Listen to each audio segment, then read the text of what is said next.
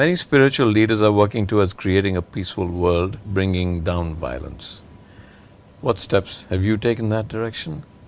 Do you think you can impact the leaders of the warring nations and bring about peace using your spiritual teachings or methods?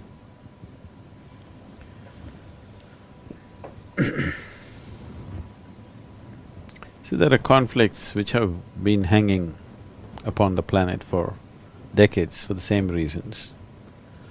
Different types of conflicts have happened. The spiritual leaders or spiritual process essentially focuses on bringing peacefulness and blissfulness to an individual human being.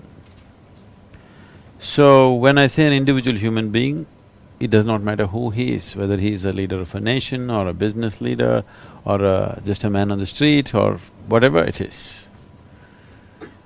It works for every human being.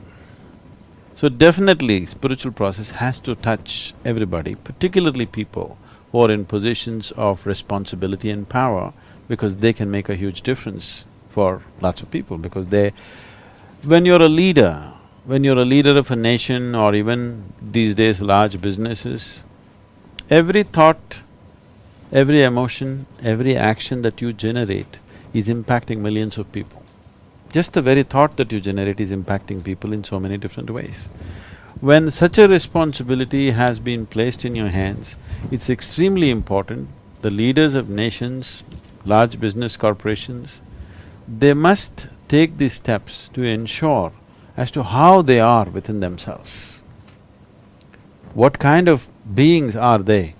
Some work has to be done upon themselves because every thought and emotion that they generate is impacting millions of people. When such a privilege has been given to you, if you just think something is going to happen to a million people, it's extremely important that you conduct this privilege in a responsible manner. And you can only conduct this responsibly if there is a spiritual process within you.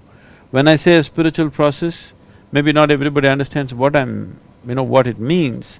So one way of putting it is, there is a certain sense of inclusiveness, that you are not an exclusive entity, you are an inclusive process. And this inclusiveness, if it does not arise and you have a certain level of power in your hands, then definitely it will lead to various kinds of conflicts, there's no question about that. So, we have worked with millions of people, we have worked in the prisons it's mandatory now in all the central prisons in South India, and there are various other things we are doing to make this happen. Definitely we have also tried to work with very major leaders, particularly I have focused upon the business leaders because 100 years ago, if you looked at this world, military leadership was the most powerful leadership. In the last 100 years, it has evolved into a situation where democratically elected leaders, political leaders are the most powerful people. But that is going to change, and that's already beginning to change, and it's going to change very rapidly in the next 10 to 15 years. You will see in the future, the economic leaders are going to be the most important people.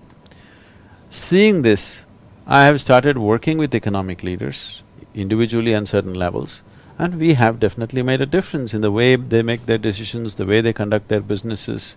This is being done. But this is being done very discreetly because it is not something that needs to be handled in public.